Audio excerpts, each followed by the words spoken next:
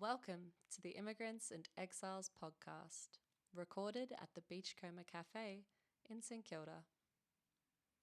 It can be easy to take for granted the closeness of significant spaces in the landscape of our heritage. We may visit churches where our grandparents were married, the streets our parents grew up on, the graves our ancestors rest in. For some, 1,000 years of connection surrounds them. But for the children of immigrants, these places can become mythic with distance, sometimes even hostile. How can our parents' stories lead us to feel deep connections with places we may never see? This week, Walter delves into the stories he was raised on and reflects on his relationship with Italy. Your hosts are Walter Musolino and Moreno Giovannoni. Technical production is by Laura Wild.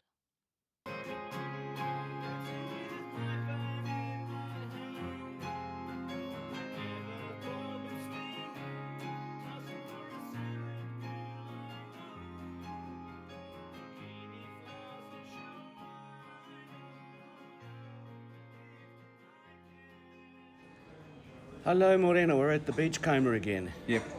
Now, I would like to throw into the pot a few war stories. Yep. Let's call it history from the front line. So this is the Second World War, Walter, Second World War, oh yes. which yes, ended In 80 years ago. That's right. It's getting on to 81. a century. 81, yep. It is part of history. Yep. Or T.S. Eliot said, history is here and now. Yes. It's not really the past, it's the present. Yep. And I'd like to have a look at what a mess it is. Yep. Even when it's being experienced, let Yes. alone when it's being recollected. Yep. So I was going to talk about Suornella, my That's sister-in-law. Your sister-in-law, the nun. Yep, and the German occupation of her village in the Abruzzo Mountains, Village called Palombaro. Palombaro, and considered La Sentinella, the sentinel Yes. of the Mayella. So the Germans occupied it. Yes, because it had a logistically important position. Okay. Then I'd like to talk about my dad working for the Banco di Roma, the Bank Yes. of Rome. Morning. Morning. That's the Beachcomber, folks. Yeah. This is history live. Yeah. And him being seconded to Tripoli, where Okay. the bank had a branch for In 8 months In Libya. in Libya. So Italian banks had branches in Africa. Yeah. Are these the... Did Italy occupy Libya? Yeah, Italy was down there in 1911, for example. I knew about Somalia, Eritrea, those places, Yeah, Ethiopia. Okay. Yeah, and the third one will be, as my mother called them, I Marocchini in I Rome, Marocchini, yeah. Rome open city. And as you said properly during our walk, she must have meant black GIs. Yes, that's right. Because as a kid I always thought, Yeah. so Moroccans came Yes, yes. to Italy. Yeah, now, the Italians have always used that word, Marocchini, which literally means people from Morocco, That's right. to indicate anyone who's brown, African, black, anyone like that, Northern Africa. Yeah, okay. So actually I'll start off with that one there about my mum. Yep. Because my mum was not a political person, and yet she had very strong views Yes. about the... it's an old story. It was like a pride and prejudice, all bundled together.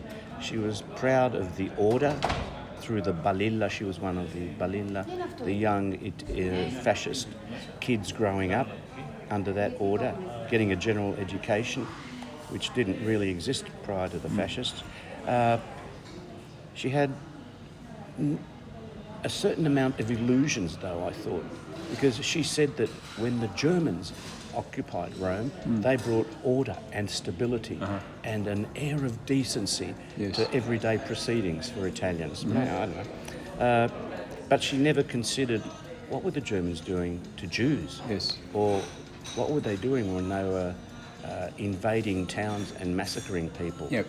Whenever they got Did- upset. Yes, I think, what did ordinary Italians or anybody else, ordinary Germans, know or ignore about what was going on? So your mum was living in Rome? In Rome, yes, in a place called La Pineta, which Okay. is just near Il Foro Italico. Okay. And now there is a tunnel that goes under the Pineta, Yep. under the hill with the pine trees, and it takes you from the Foro Italico, one end of Rome, to another section. And it's like being in the bush up there. How old was she when she was living there?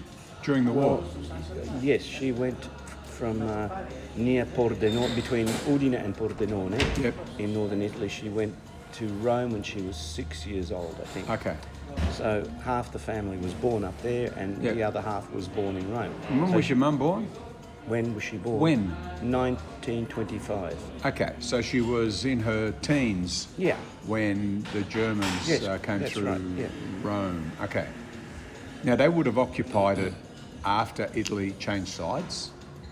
Well, no, they were. Yeah, I think there were Germans as well already present. In there? Yeah. Okay. A sort of token force. Yeah. Helping okay. the fascists. Okay. Yeah. But certainly from 1943, when Italy surrendered and then Yeah. changed sides. Yes. Yes, for a brief time the Germans would have been there in force. Yes. Yes. So Okay. that struck me was her Yeah. view of the Americans not Yes. as being liberators. And she said that the Americans also bombed Rome during the time that it was considered an open city, that is Yes. supposed to be free of any destruction. Yep. But wars are wars. So she had this sense of hostility towards the Americans. And she thought the Marocchini, though, hadn't been very good to the local population, especially the female population. That's right. I mean, I always took it with a grain of salt when she Yeah. told stories about the raping and pillaging, as Yeah. though Vikings had arrived Yes. in Italy again. Yeah. And every woman was unsafe. Yeah. And God knows how many children were created as a result of America. But I mean, we heard about stuff like this in the Vietnam War Yes, of course. and have been hearing about it ever since. Yep. So I don't know, maybe there's some truth in that. That was one story that Yeah. frontline history. What Yep. are people actually experiencing when they're in a war? Yeah. Number two was my dad, Yep.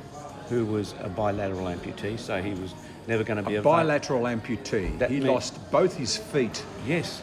as a child when he fell under a tram in Alexandria. Oh, you know more than I do. They cut the feet off. They cut the feet off. The tram. They The cut- tram just cut the feet off. Yes, he had a little bit of stump below the knees. That would have been traumatic for him as a kid. Yes, and I didn't really understand until my cousin Renata's dad Yep. reproached me one time when Yep. when I said that my father lost his legs under the tram. Yes. Not thinking that he probably would have died of blood loss. And he said to me, "No, don't be stupid. They had to amputate the legs in the hospital Yes. once they became gangrenous." I went, Right. "Oh, yes, that makes sense." Yeah. Okay. Okay. So from the age of 3, this smart... Because they were so badly damaged, obviously. Yes, I was mangled. Yeah.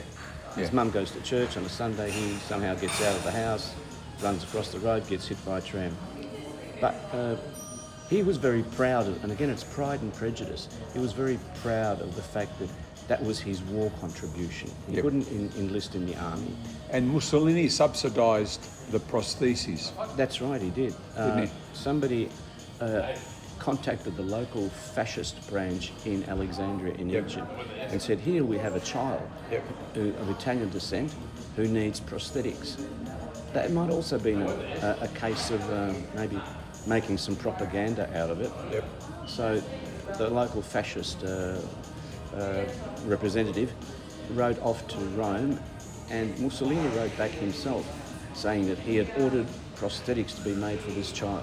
Yep. So my dad was eternally grateful to Mussolini and wouldn't hear a word said against him. Yep.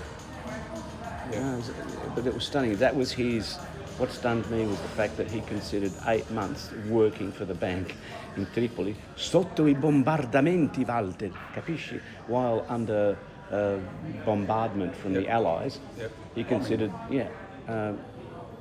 he considered that to be his contribution to the war. So he worked in a bank in Tripoli, Yep. the Bank of Rome, Yep, which is in Libya. that's right. It's still there. God, The town is, the city No, is. the city is, yeah. Yeah. And the other thing that rankled with him about the war, and similarly to my mum, he held a view that was very anti-Allies or anti-English, anti-American, but also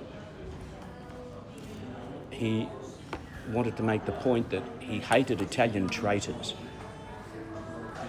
So the traitors my father was referring to in particular was the story about the Italian naval fleet during the war. It must have been before Italy's surrender in 1943, being at anchor in the port of Taranto, because it was revealed that the reason why the Allies were able to torpedo a lot of these ships and attack them with planes and sink them, excuse me, was because there had been traitors in the Admiralty, the Italian Admiralty, and had passed senior on... officers. Senior officers, yes.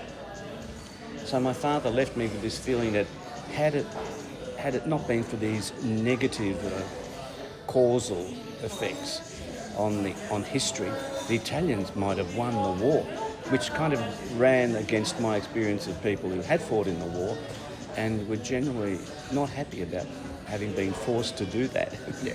And one of them, can I go on? Go ahead. Yeah, was my uncle Armando. Yes. Who was a very good dancer, and he loved dancing with my mum. Angela's husband. Oh, yes. Oh. I was telling you about Angela, who was born on the Dalmatian Peninsula in Pola. Yes. So she's Slovenian background. Was probably Italian as well, I'm not sure. But I knew her as an older woman here in Australia. So her husband Armando, we have a picture of him being dressed up in an Italian military uniform, soldier uniform. Yeah. And he's somewhere in Ethiopia getting on a train, and he looks very unhappy in his pith helmet and new clean uniform. That rifle that he's holding looks like a strange implement in his hand. Yes. He was a very, very nice man, except when he was often having arguments with his son about betting here in Australia. That's another story. But his wife, Angela, who'd also lived through the war in the Middle East, I found her to be an amazing woman. These people who survive wars, they can end up being incredibly resilient. Unlike my mum, although both of them were strong women, Angela was what I'd call a confrontationist. Right? She was resolution focused when there was something that she didn't like. She didn't waste words, she just used actions to fire back at somebody. So for example, when my uncle Armando had been snoring for many years, she got sick and tired of it. So she sawed the bed in half and in a day rebuilt it as two separate beds and put him in another room to sleep. But she was an amazing cook too. I loved that she'd make bread and she'd put lashings of butter on it whenever I went to visit. And my mother would see me devouring her bread and butter as if I'd never eaten before. And she said, ma guarda un po' Walter, veniamo a casa di Angela e si mette a mangiare. A casa invece con noi non mangia. Mm-hmm.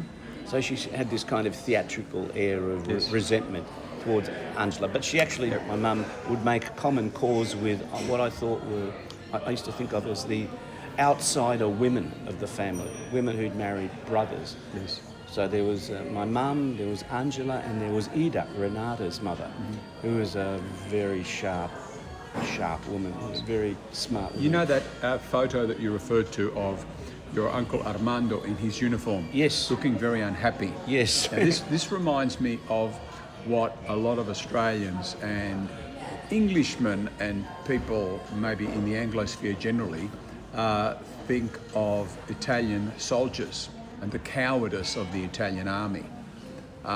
Your uncle Armando was unhappy. So was my grandfather Bucchione. I think I've spoken about his refusal to serve under Mussolini. He did not want to serve in a fascist army. It wasn't that he was afraid. Plus, he wanted to be at home looking after his elderly parents and his wife and the children. I think my mother was already born. He wasn't going to go off and fight a war and abandon his family. Yeah. So, the joke is that an Italian army tank has 5 reverse gears and 1 forward gear. Yeah. You've heard the joke, right? Yes, I heard it at St. Yeah. Kevin's when I was At St. Kevin's at school. in year 11. Yeah. My physics teacher, Yep. brother McKenna, who was principal of the school, Yes. for those of us who didn't want to go for a second year Yes. to a retreat Yep. to meditate about being good Christian young Yes, men, yes. spend a week in this big mansion in Kew. Yeah. And I didn't like it because of some other thing that happened. Yeah. And anyway, I meditated enough as far as I was concerned. Yes. He told a joke about Italians, knowing Yes. that some of us in the class were Italians, Yeah. about a tank having 5 gears, one forward, Yes. and the rest were all for reverse. Reverse gears, And I yeah. remember him Yeah. guffawing Yeah. Yeah. I and know. looking out the window as if it was a natural and true thing. I always thought it was perfectly sensible to not want to fight in a war, especially for a government that you didn't believe in, like Mussolini's government. My grandfather wasn't going to fight for him. And, that's not bravery. It actually is, it takes courage to refuse to take part and to fight. Yes. He wasn't very much, you could say he wasn't a patriot, but my grandfather was more of a patriot probably than the people who served. Yeah. The first thing that they considered their patria, their motherland, here it comes, their That's it. motherland was Yeah. their family. That's right. Their mothers, fathers. I mean, my grandfather still had his parents alive Yeah. at the time, living in the house with them. He wasn't going to leave them and go off and fight this war for this mad fascist dictator. So that's what I had to say about that anyway. And that reflects the history of Italy is made up of hamlets, Yes. towns, Little towns, villages. cities, Yep. areas, where Yep. people fought each other to survive, even for economic reasons. And all these different armies that came through. That's right. From the north, from that side, the other side. The Spaniards and the French and then the Germans in the end, and lots of Arabs. Genghis Khan got in there as well. Attila the Hun. Attila the Hun, yeah. Not maybe not And although Genghis. he stopped short at the Rubicon, the Pope went to speak to him, Yes. and he turned and he? left, and he didn't. Did he become enter a Rome. Catholic? I don't know. No. It's this mystery. I've never been able to find it. Nobody Yeah. knows what Yeah. that particular Pope and Yeah, yeah. Attila Yeah. the Hun actually said. Well, the Vikings populated Yes. Italy too. Yeah. The Normans. That's I used right. to tell students Yeah. in 1028 the Normans went to Sicily Yes. and southern Italy Yeah. and populated it. That's why you get also Italians that are blonde or red-haired and blue-eyed or green-eyed, Yeah. as well as the darker ones. Yeah. Yeah. Italy is full of this kind of eclectic culture and DNA that is made up from all over the place. Yes. So anyway, I think Italians are not cowards. They're actually very brave to refuse to serve. I think they understand the BS nature of Yes. politics. So when we Yes. hear about Angus Taylor today, Yes. he's going to challenge, although he doesn't He has. come He's out. elected. He's been elected? Yes. Oh, okay. Yeah. And he was the guy who gave a contract Yeah. to his brother when he Yeah. was minister, I think minister Yeah, of I remember industry, that. right, stuff Yeah. like this. Yeah, I know. And the guy who's been in government Yeah. and has got a nice hairdo, Yes. but that's about it. Yeah. You're listening to the Immigrants and Exiles podcast. The song you're hearing now is The Man Who Visited Earth by Davide and Walter Musolino of the Man City Sirens.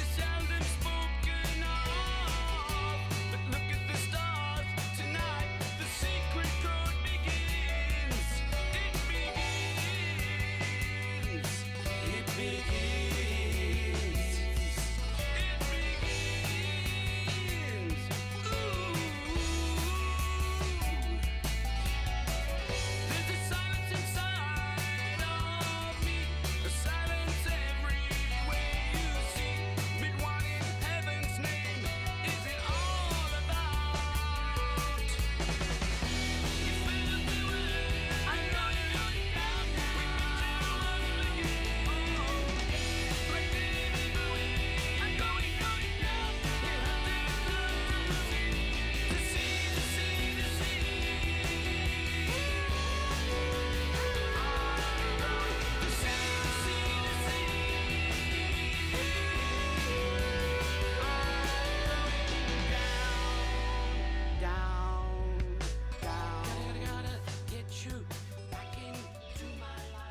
So Angela's bread.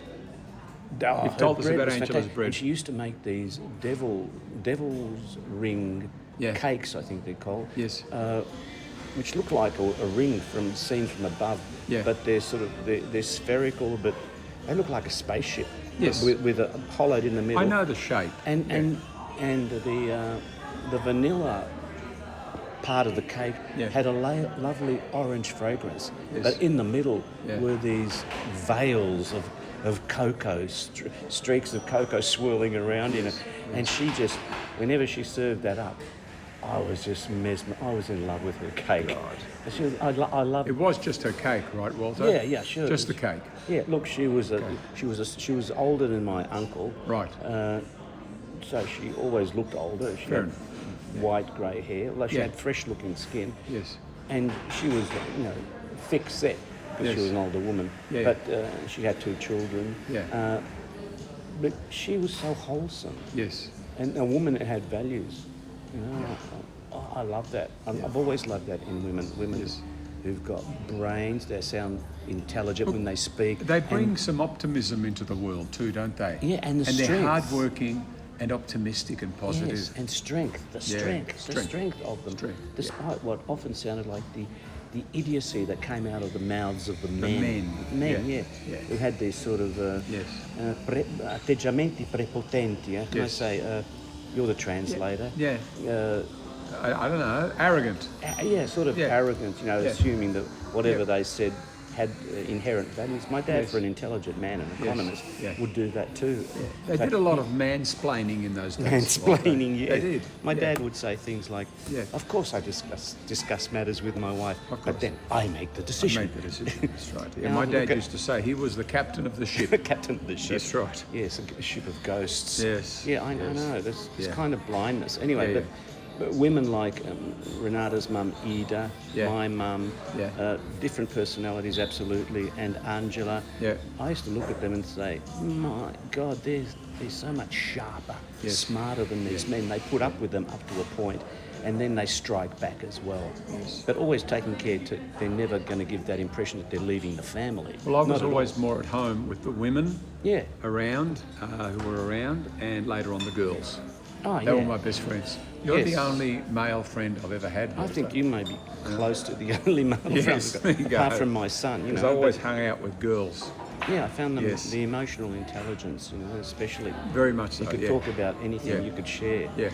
I'm talking with my cousin Sylvia. It's great. I'm talking to her. Yeah. Okay. Anyway, but I wanted to say one more thing about war diaries, and that related. Oh, that's right. That related to the first one I mentioned, in the context of Swornella, my fantastically gracious and very humorous. Swornella means Sister Nella. That's right. Who's the nun. That's right. Your wife's older sister. Older sister, yeah. Okay. She's the eldest now that Mary's passed away. Yep. And she's a very conservative nun. Yes. But a strong sense of cheeky humour. Yes. She and I always banter, but I can always share some spiritual angst with her, and she listens to me. And sometimes she says, Walter, we had a nun like that too. I don't know what to say. Yes. If you're being attacked by the devil. Yes. Okay. But let's go and eat. Le suore hanno preparato un pranzo oggi, Walter. Yes. And you go and you eat in Atri, in northern Abruzzo. Near a balcony where you can see these beautiful mountains, and you're in this enormous villa, and the nuns come in and say, suona il pianoforte, dai, suona il pianoforte, which is completely out of tune. They want you to play the piano. Yeah, so I played piano for a while, and they enjoyed them. Che bravo, che bravo. They're like your aunties. Yes. Not like the Irish tradition of the religious people. Even that, the religion in Italy is very family-oriented, Yes. Anyway, I was just going to say... It's not punitive, is it, Walter? No. It's the Irish optimistic and constructive. Yeah, the Irish like to punish you. I know. You think, what did I do wrong this week? I don't know. Yes, Father, don't, Father. Yeah. She told me a story once about how the villagers in Palombaro ran away when they heard the Germans were coming, not to visit, but to actually occupy the town, because, as I was saying at the beginning of the chat, it was called La Sentinella. because it overlooked strategically, I think I shouldn't have said logistically earlier, but strategically, many valleys looking all the way off into the Adriatic. So I was saying, she talked to me about the German occupation of the village. Yes. And how terrifying it was that the villagers, once they knew that the Germans were coming to stay, they disappeared into the mountains, into caves. Okay. And I actually I was shown one of these caves years back by one of Rosemary's second cousins, Antonio, who took me through this beautiful bushland up into the mountains, and we came upon this cove, but a big cove. Yep. And he said, Walter, canta. So I sang a little bit, and the echo in this cove was fantastic. Yeah. And they would go there, far away from the Germans, and have little parties, sing and dance, play music, because they couldn't be heard, but it had a natural resonance and it was big enough. Well, this is like what happened in St. Genesio. I think I spoke about it last week when the village evacuated into the hills. That's right. Yeah. And it's the same thing there. But she also gave me the dark side of the story, which is why Italians in rural areas, the more impoverished classes, or sort of certainly not middle class or upper classes, didn't like fascism or Nazism. The Germans machine gun a girl one night, a 16-year-old girl who'd forgotten something in her room. So that villagers would sneak about, get things that they needed and take them back to the caves. They saw her and they simply killed her. They shot her. Didn't arrest her or interrogate her or anything. Yeah. They just shot her like that. Yeah. And I remember Nello's expression of complete sort of alarm, even decades later. Remembering this as a child. Yep. This girl they all knew was just killed because she went back home to collect something.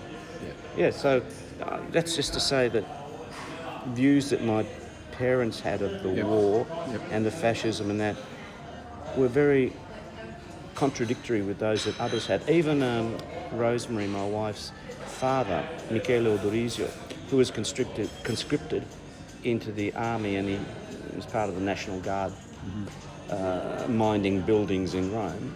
As soon as the Allies had arrived in Sicily and he realised there was chaos ensuing, he got rid of his uniform and he basically walked or caught, whenever he could, buses or trains, but certainly he wouldn't have had the right papers in order to travel publicly. He went all the way back to the Abruzzo, going through the Appennini, the mountains, to get home again. And nobody ever bothered to follow up what he'd done. Well, he said he hated it. Being forced away from his family, and that was important to keep the family surviving. If you had one or two members who were taken away, who's going to cultivate the land? Who's going to grow the food to eat? Well, when I went to Italy in my late teens to go to university, I took with me what I had learnt in Australia about Anzac Day, about patriotism, and listening to my uncle talk about politics and the war, and my grandfather, I heard a different view of what an attitude can be to the country that you're born in and that you've grown up in and that you love. And my grandfather's attitude was completely different to what the attitude might be of an Australian towards the Anzac idea. And it was the first time that I thought, okay, you can have a different attitude to patriotism. It can be a different kind of patriotism. It doesn't have to be the way that the Australians or the British have taught us, basically, So that was interesting. That's one of the good things about getting to know a different culture, a different society. You just get different ideas, different perspectives. I love my grandfather for that very reason, because he had his political ideas and he talked about them and was quite open about them. He wasn't going to serve under Mussolini, stuff Mussolini and the war. It's one thing to bring Italians together, but it's another thing to sort of impose a notion of the state and service to the state. And that eventually leads to corruption of one kind or another, and I think it makes a mockery of the way things are often simplified here. patriotism. For Yeah. what purpose? And the Americans especially are so good at it. Oh, God. Yeah, if you're not going to be loyal to the people, Yeah. and the people should be the ones in your family, Yeah. the extended family, friends, relationships, neighbours, and that. If you're not going to be loyal to them, Yeah. who are you being loyal to?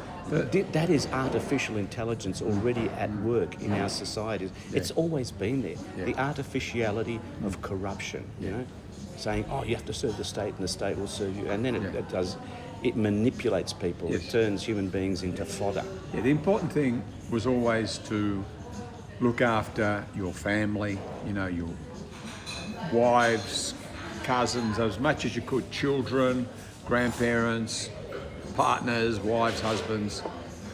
That was the important thing. Absolutely. So, I'd like to finish today by using this aphorism. Italy, for me, offers me this idea of the happy nature of tribalism. That is, of knowing that you belong to a tribe. Not a mafia thing. It's just a supportive network based on the generations of, I think Judith Wright called it in her novel, generations of men. Yes. Generations of men and women, obviously she meant. Yeah. But who inherit their traditions, their DNA can be traced for centuries into the past. Yes. I think Sylvia's done a family tree. Sylvia's your cousin? My cousin, yeah. It goes back 1,000 years. Yeah.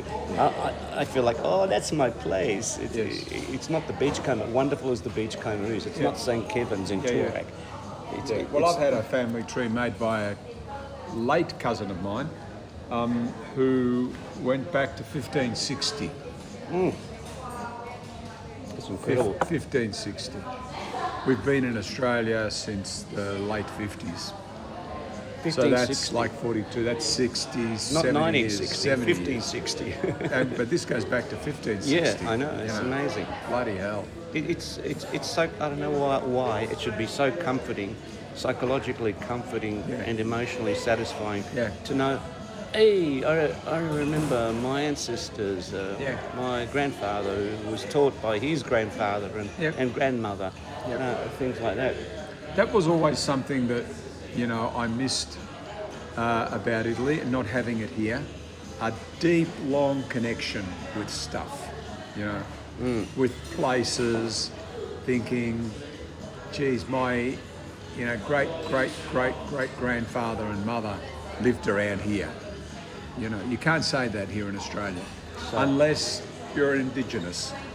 And we've cut ourselves off from those people, and we've cut them off from us. And we have, which is tragic too. It is. I mean, the Aboriginal people I've met, First Nations people, I know, even in the music industry, I say, hello, bro, come along and play with us, bro. You go, oh, yeah, sure.